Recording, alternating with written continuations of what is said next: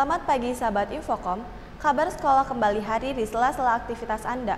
Bersama saya, Kaila Bunga yang akan memberikan informasi terbaru dan teraktual.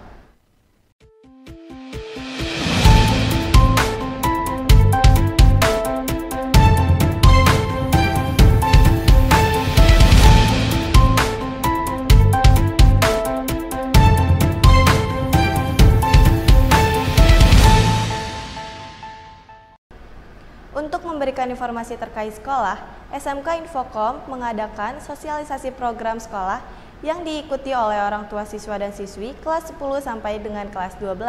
Berikut liputannya untuk Anda. Pada hari Rabu tanggal 23 Agustus 2023, SMK Infocom Kota Bogor mengadakan acara rutin yakni pertemuan orang tua murid dari kelas 10, 11, dan 12.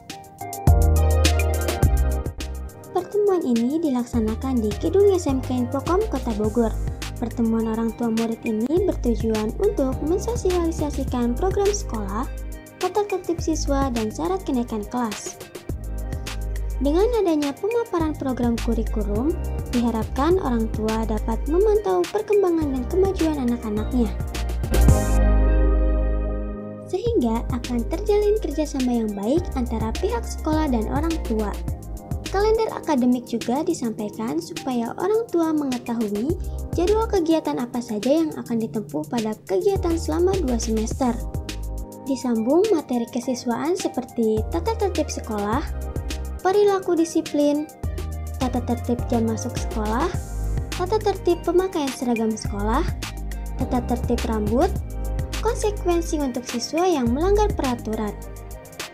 Tidak hanya itu, kepala sekolah beserta jajarannya juga menegaskan tentang tata tertib di sekolah, maka diharapkan orang tua juga ikut bekerja sama untuk menanamkan kedisiplinan pada diri siswa.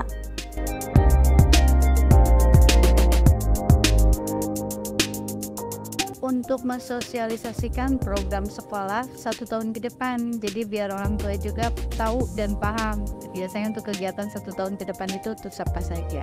Mengenai kegiatan selama 1 tahun ke depan di tahun ajaran 2023-2024, nah di dalamnya itu banyak sekali kegiatan dimulai dari kegiatan akademik dan non akademik. Biar orang tua juga tahu bahwa kegiatan di SMK itu berikutnya sangat padat, jadi ada akademik yang mulai dari ujian-ujian, terus dari semacam kegiatan kesiswaan yang melibatkan semua siswa ya, dimulai dari acara seremonial untuk tahun-tahun atau hari-hari besar begitu.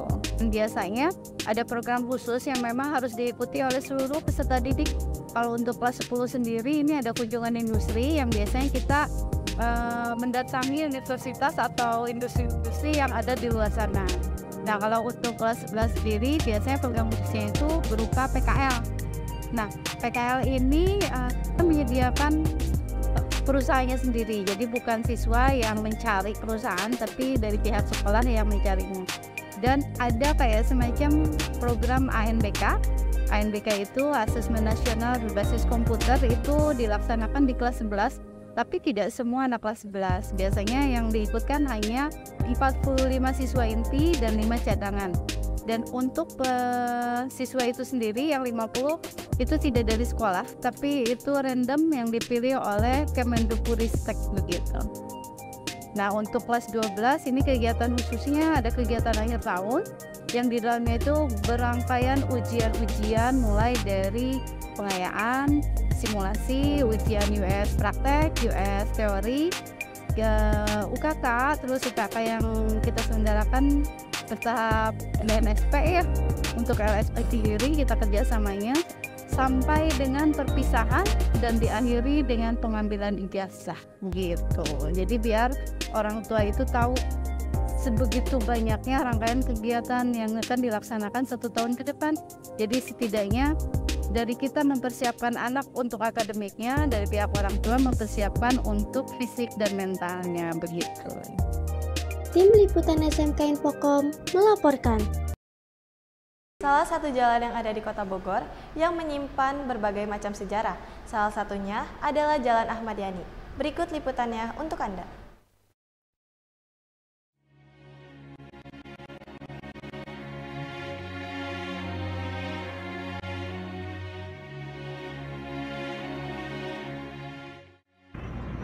Infokom, kembali lagi bersama aku, Salma Kinaria. Kali ini aku sedang berada di Jalan Jenderal Ahmad Yani yang tepat berada di Kecamatan Tanah Sereal, Kota Bogor, Jawa Barat.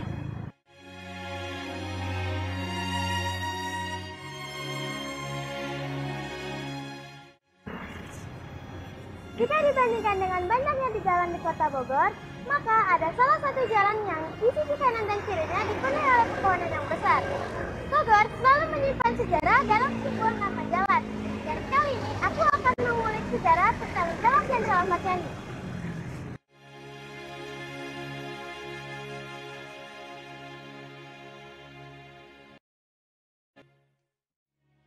Jalan Ahmad Yani adalah salah satu ruas jalan yang berada dalam program pembangunan jalan ketika Dendels berkuasa di Indonesia dan membangun jalan pos Anyer Panarukan sepanjang 1000 km yang sebagian melintasi kota Bogor. Letak jalan ini merupakan jalan satu arah yang dimulai dari kawasan Warung Jambu dan berujung di kawasan Air Mancur. Panjangnya kira-kira 1,5 km. Kendaraan yang menuju ke arah Jalan Sudirman dari utara harus melaluinya. Tidak ada alternatif lain. Yang menarik dari jalan ini, banyak sekali pohon kenari di kanan dan kiri jalan. Sebelum milenium kedua Masehi, deretan pohon kenari di Jalan Ahmad Yani, Tanah Sereal Kota Bogor ini masih sangat rimbun. Usia pepohonan tersebut sekitar lebih dari 50 tahun. Bahkan karena banyaknya pohon kenari, pada tahun 1970-an, Kota Bogor pernah mendapatkan julukan sebagai Kota Kenari. Namun, julukan itu kini tidak terdengar lagi. Warga Bogor yang tidak mengetahui bahwa Bogor pernah mendapatkan julukan sebagai Kota Kenari. Sebelum tahun 1979, Jalan Ahmad Yani bernama Jalan Jakarta, diduga dari pengindonesiaan dari Batavia Swede. Deretan pohon kenari itu merupakan pembatas jalan dan hamparan kebun karet pada masa kolonial. Prasarana itu juga merupakan pengembangan jalan raya pos peninggalan Gubernur Jenderal Herman Willem Dendels.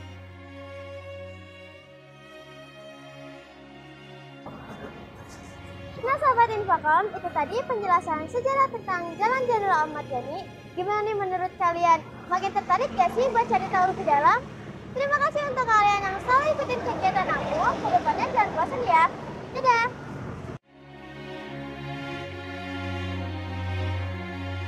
Kota Bogor tentunya memiliki cukup banyak taman. Salah satunya adalah Taman Helang sebagai tempat untuk berkumpulnya masyarakat bersantai. Berikut liputannya untuk Anda.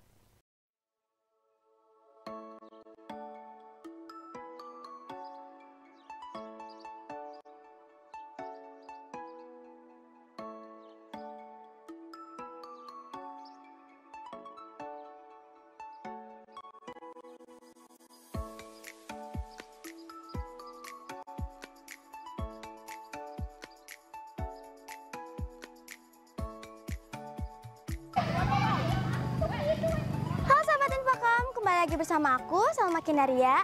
Ada yang bisa tebak gak sih aku lagi ada di mana?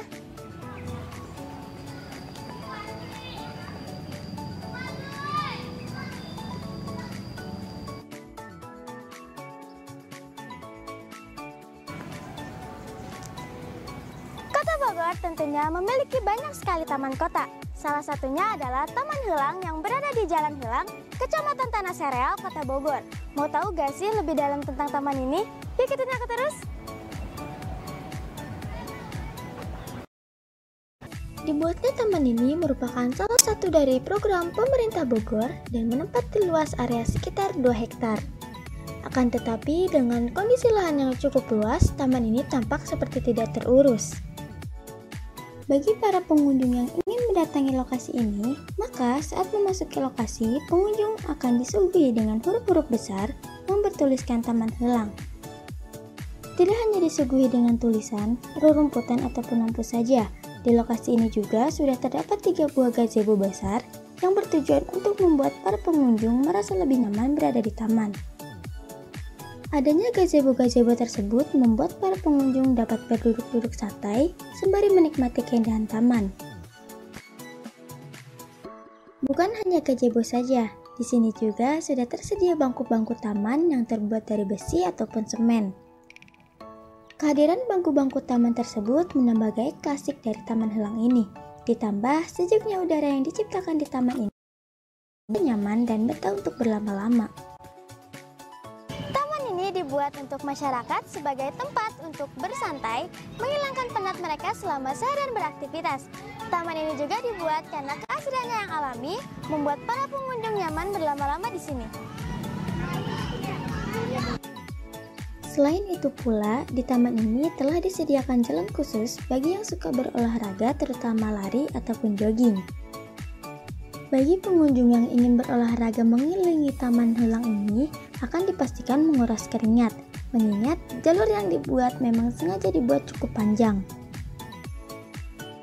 Antusiasme para warga sekitar juga sudah terlihat dengan banyaknya para warga atau pengunjung yang mendatangi lokasi taman yang semakin indah ini. Tidak hanya sekedar menikmati keindahan taman, para warga juga sudah banyak yang memanfaatkan jalan-jalan setapak untuk bersepeda ataupun jogging. Soalnya itu dulunya jalannya jadi punya taman helang, karena tidak ada jalan, hanya jalan helang.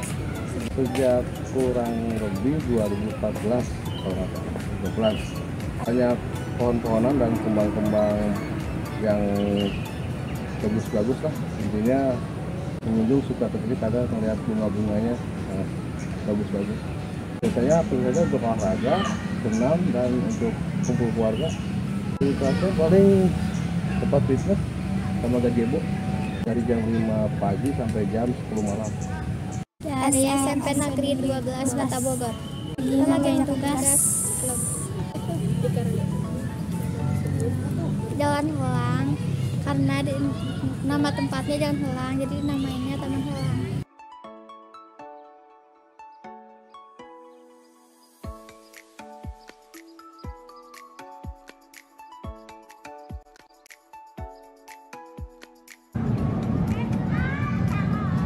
Sobat Infocom, ternyata bersantai, taman ini juga cocok banget buat kalian yang mau olahraga, lari-lari santai loh.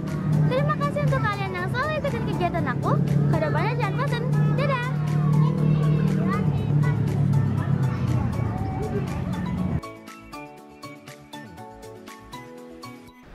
Informasi tadi sekaligus menutup kabar sekolah hari ini. Saya, Kaila Bunga beserta kru yang bertugas, pamit undur diri, terima kasih dan sampai jumpa.